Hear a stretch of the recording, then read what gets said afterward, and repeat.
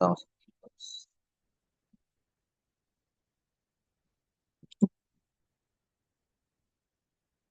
Teka, ito ba itong tables? Course na.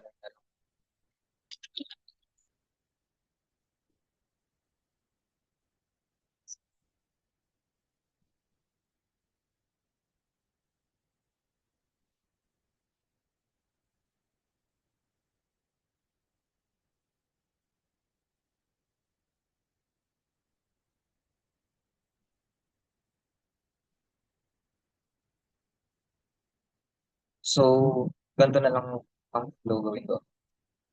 Yung sa kung paano talaga dapat mag-flow yung sa restaurant. Natin. Okay, ito na to sa scan.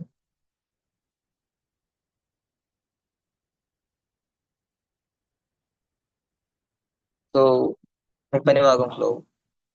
So, it's either pwede mag-scan yung customer sa QR code na nakalagay sa table o kaya may receptionist na magbibigay ng table sa user ay sa customer. So, halimbawa, may dumating na customer sa restaurant, then titingnan ngayon ni receptionist. So, itong account na to, receptionist siya. So, tables lang yung nakalagay sa sidebar niya. Tapos, makita niya lahat ng available and occupied tables kung ilan yung capacity para doon. So, applicable yan. So, halimbawa, gustong ah mag-order ay, hindi. Since available yung table 1, doon siya ilalagay ni receptionist yung customer na dumating. Since, halimbawa, less than 4 yung customer, doon siya inassign. So, since available yon, doon siya nilagay. Papascan lang to, receptionist kay customer. Or, pwede rin sa table. Kaya ako nalagay ng receptionist kasi just in case na di kaya ng mga restaurant na mag-provide ng tablet kada table, may receptionist na lang na mag-handle na magbibigay ng QR, mag-distribute sa kung sino man yung gusto nilang mag-order for the table. Tandaan niyo yan, mahalaga yan. So makatipid yung restaurant since less maintenance na rin for mga devices na gagamitin. Pero kung mayaman yung restaurant, kaya mag-provide ng ah, tablet, ganito naman siya. Admin. Bali pa palagi nila sa admin sa device or sa tablet na yun. Pero ditong device options sa may sidebar niya. Set ko ba ito? Set ko na. So, pag sinet ko, halimbawa, yung tablet na to for table 2. Logout ako. May another na akong option sa navigation bar ko. So, QR code. So, sabihin natin, ito yung tablet na to for table 2. Pagka customer, ay na, dito, kilik mo yung QR code na yun, option na to.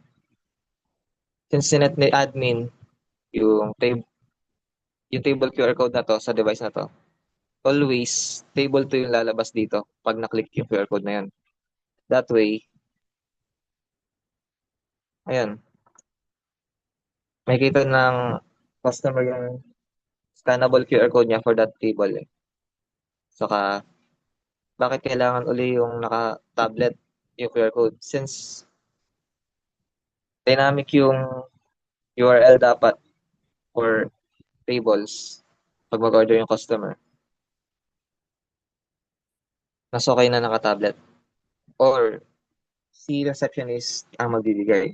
Kasi kada mag-end yung session ng customer, mapapalitan yung QR code niyan.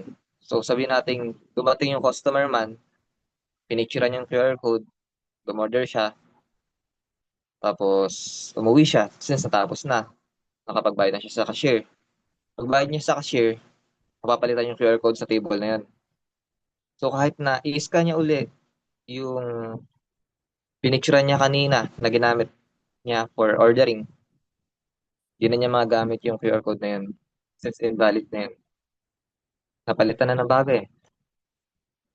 Ganun. So, real time din tong ah, nakapag-detect kung may nag-scan. So, since table 2 ay available, pwede ko to scan. I-download ko na lang. Tapos on scan ko dito, sa akin lang tagagana sis naka-local host. Okay, scan ko. Sa phone ko na lang kaya. Yan ako.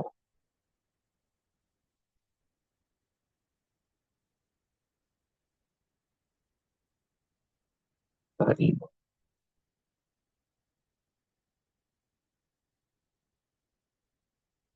So, ito yung link. Pag phone ko nag-scan dito,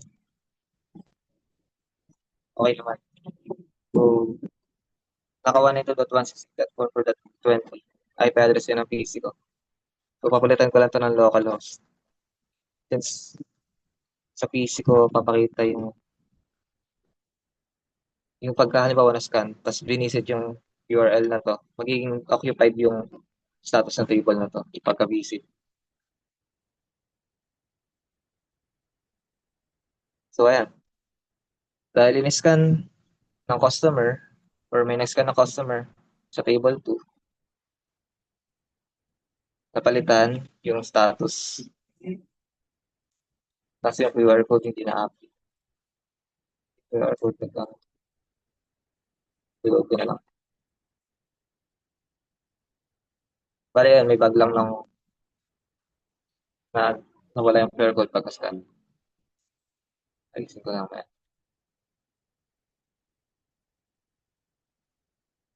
So, ayun lang naman ang ginagawa ng receptionist. Nagbibigay ng table for customer. Tapos, makikita niya kung alin yung mga available and occupied tables na pwedeng, ay, mga available lang sa yung status ng table. So, balik ako sa surface ni receptionist.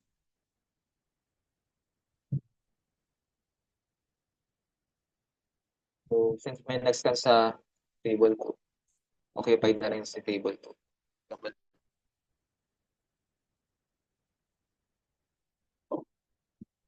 Real time din yan. So, kung may mag-scan sa table 3, sabihin natin, yung table,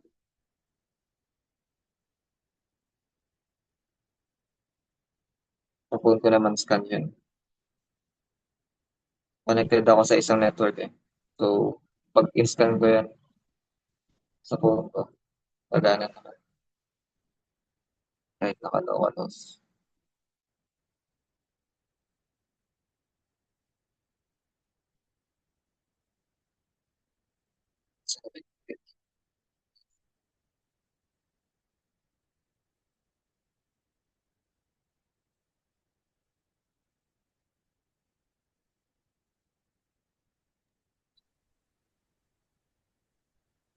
So, i-scan ko yung QR code. Copy ko yung link. Yan, hindi naman. Yung occupied since in-scan ko. Ito pala yun. Nag-okay. Ito, scan ko itong type. Table for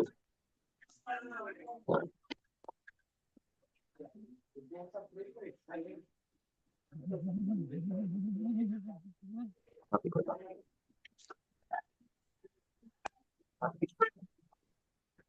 Wala yung okay.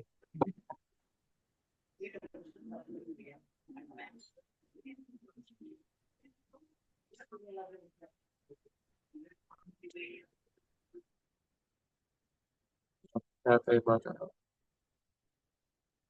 Ayun pa pa. Ayun pa. So, yan. Same real time yan na ma-update. So, di na kailangan mag-refresh yung receptionist just in case na may mag-scan sa tablet halimbawa na nasa table. Kung may mag-scan man, automatic malilipat halimbawa yung table 4, punta siya sa occupied real time. Hindi na kailangan mag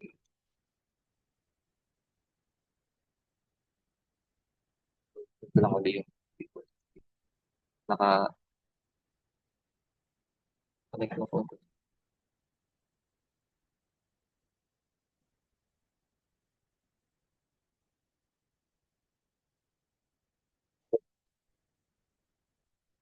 So, ayun na bilang customer, nakapag-scan na.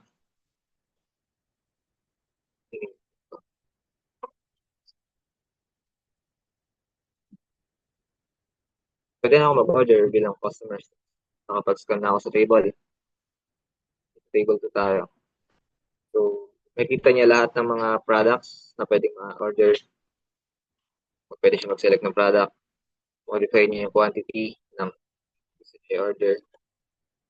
Makikita niyo yung mga out of stock pero di niya pwede order. Tapos mag-order man siya at order niya lang.